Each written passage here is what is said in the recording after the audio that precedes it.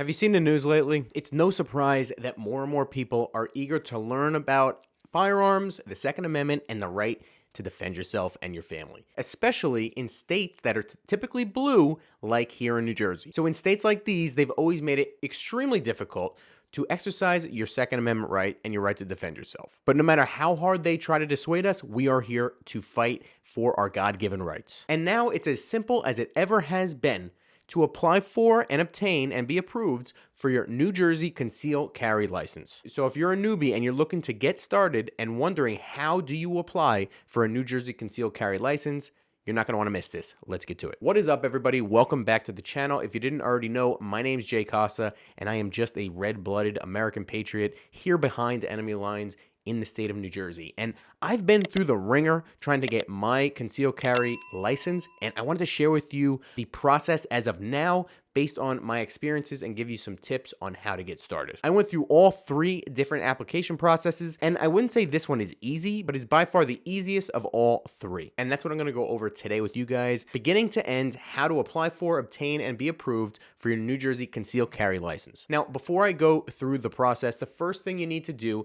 is contact your local police department and let them know that you're going to be submitting an application for concealed carry. Now, I know some are more helpful than others, but generally speaking, they're gonna have like a checklist and steps in regards to what they need from you in order to get started. So definitely go to them after watching this video. Once you go to your local police department and let them know that you're planning on submitting an application to carry, you need to go qualify. Now, while I may think that a qualification in order to exercise your God-given Second Amendment right in the Bill of Rights, or really any right in the Bill of Rights, is unconstitutional, these are the hands we're dealt, and the state does require you to go to a range and show that a federally licensed firearms instructor can sign off on the fact that you can safely conceal carry a weapon. Now, I would recommend that you qualify first before submitting the application, which we will get to shortly. You could Google search who around you in your area offers the qualification course, but I went to Gun for Hire in Woodland Park, and they were fantastic as always. Very professional, clean place, well run, well respected, and I loved every minute of it. Actually, I loved it so much that I signed up for a couple training classes that are not required, but just my choice to get better at and more proficient at handling and shooting my firearm. They're an amazing place. I would definitely check them out if you're in the northern New Jersey area. They also helped me throughout the process applying for and obtaining the license. I could not recommend them enough. Now, this qualification did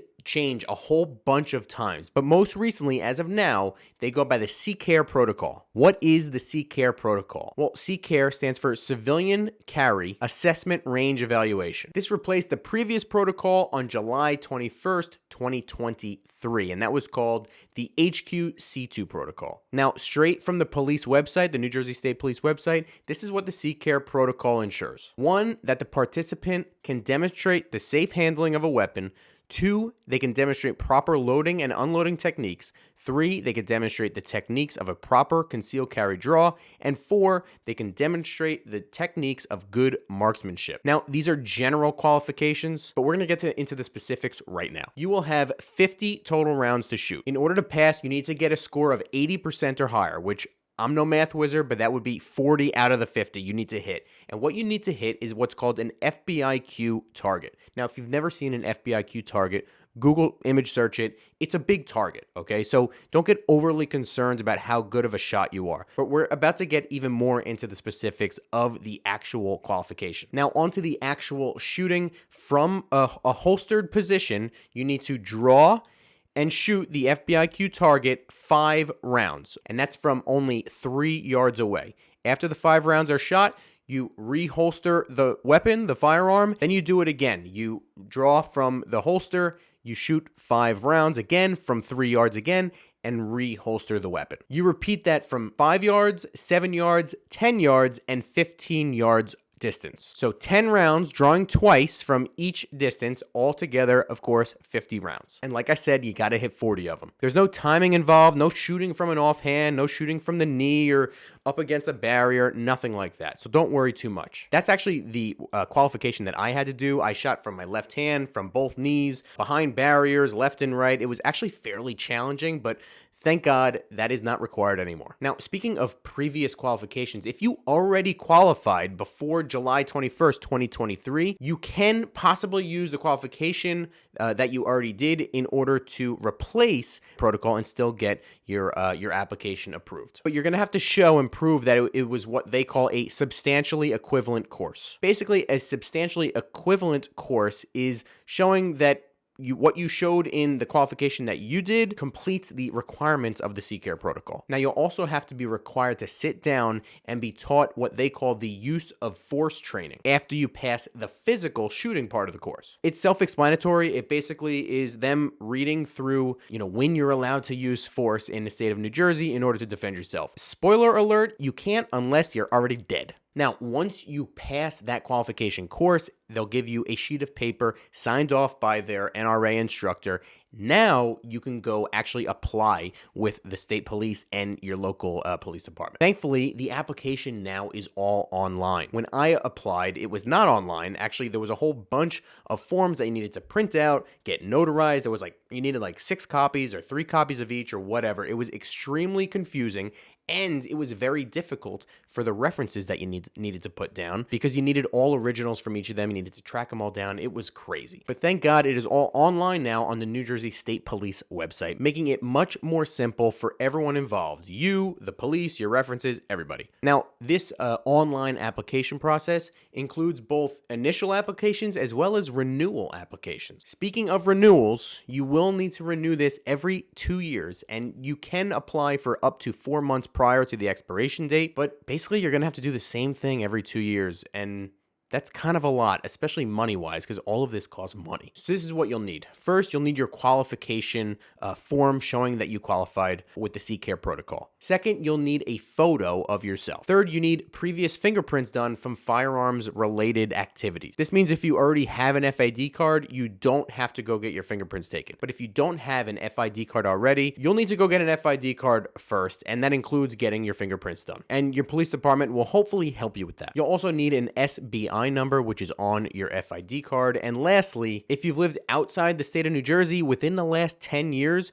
you will need to fill out a mental health consent form. That's form SP-066. So you qualified, you have your FID card, and you got your fingerprints taken if you didn't already have them before. Now you can finally apply for your concealed carry license in New Jersey. Start off by visiting the link below. I'll put a link in the description. Or you could just Google search it. It's New Jersey State Police. You can find it fairly easily. It'll first ask you your ORI number. Now that's the ORI number that your local police department gives you when you tell them you're going to go apply. You could also find this online. I'll put a link down below as well. You'll also need to upload a photo of yourself. Now this has to be like a passport style photo, okay? And you can take it yourself with your own phone or whatever. Just make sure you're not zoomed in. Make sure you're doing it against a light background, and obviously don't wear sunglasses or a hat or anything like that so that they could identify you. Next, it's going to ask you to upload your proof of qualification. This is the sheet of paper that the range or the firearms instructor gives you, that they sign off on, that you passed the qualification needed. You're just going to simply upload that as a PDF document into the portal on the state website. Then it's going to ask you a whole bunch of self-explanatory questions about yourself, your location, your history, background. It'll also ask you for your SBI number, which is your number on your FID card. Lastly, it's going to ask for references. So for the New Jersey concealed carry license, you're going to need 4 references, and none of them can be related by either blood or law. That actually differs, I believe, from the FID card references, as well as the pistol permit references as well, which I think can be blood related or law related. In previous applications before the portal, copies weren't allowed, scans weren't allowed. You had to go to them in person, have a handwritten document signed by them each individually. It was a major pain in the ass. Now with the online portal, it's all through email, and each reference will get an email with a bunch of questions asking them their experience with you, their background with you, and, all of the obvious questions that they'd ask a reference to go carry a firearm. Make sure all their info and their email address is correct, because once you put it in there, you can't really correct it, and you may have to reapply. Some police departments, I've heard, do actually reach out by phone to the reference, but for what it's worth, mine did not. It was only email. Finally, review the application a bunch of times to make sure that everything is perfectly correct. Dot your I's, cross your T's. Once you've done that, you could submit the application. Now, this includes obviously paying for the application. So speaking of payment, what you have to pay for this application, not including the qualification, because that will cost money as well,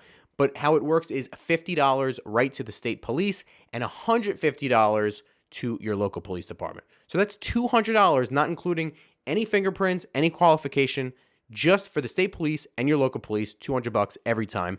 And you have to do it every 2 years. With fees and training and everything, you're looking at over $500, $600, whatever, every 2 years just to carry a firearm and protect yourself and exercise your Second Amendment right. This is totally disenfranchising and dissuading to law-abiding citizens looking to defend themselves and exercise their Second Amendment right and the right to defend themselves and their family. Furthermore, it's only hurting the families and the people that actually need to defend themselves, right? Because generally speaking, the people that are not going to have the funds or the means necessary in order to pay for this application and pay for the renewal every 2 years are going to be the ones that probably live in more high crime areas. And these are the ones that actually really need to defend themselves in the first place. So there it is, guys. Simple, right? So go get your carry license here in the state of New Jersey or wherever you live, no matter how difficult it is. It's very, very important to show them that no matter what they do, no matter how hard they dissuade us from exercising our God-given rights, that you go out and you do it and you defend yourself and your property